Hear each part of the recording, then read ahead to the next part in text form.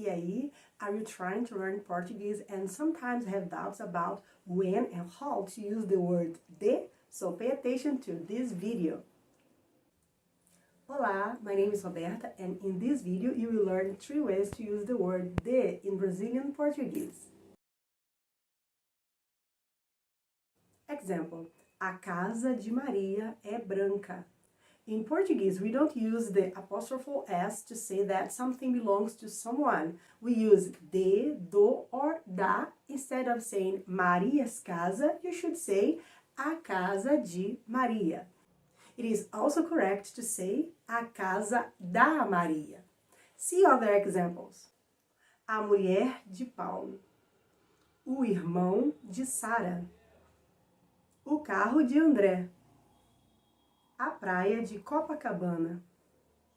Atenção, the word de has no plural. We don't say deis, but the words da and do, yes. So, if I wanted to talk about the wives of 2 men called Paul, I would say as mulheres dos Paulos.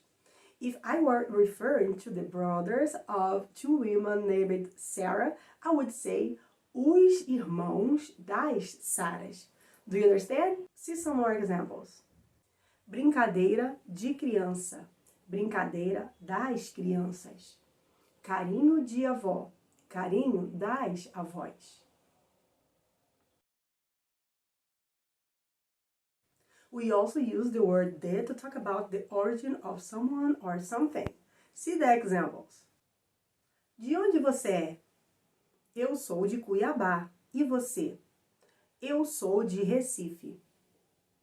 Atenção, to talk about the origin of someone or something, we often need to use da or do. For example, eu sou do Rio de Janeiro. It would be wrong to say eu sou de Rio de Janeiro. If you want to learn more about when to use de, do, or da in Portuguese, click on the link in the description of this video and watch my lessons, de, do, da, and nationality. You will have access to video lessons, flashcards, exercise, and you will be able to download the PDFs with lesson summaries. Click now and check it out. De onde é isso? Isso foi feito na China. De onde sai o trem? Ele sai da central do Brasil. We can use de meaning by, for example, to talk about means of transport. See the dialogue. Sua viagem é semana que vem? Sim. E você vai de quê? Eu vou de carro. Mas é um pouco longe. Não é melhor ir de avião? Não tem problema. Eu gosto de dirigir, mas se estiver muito cansado, talvez eu vá de ônibus.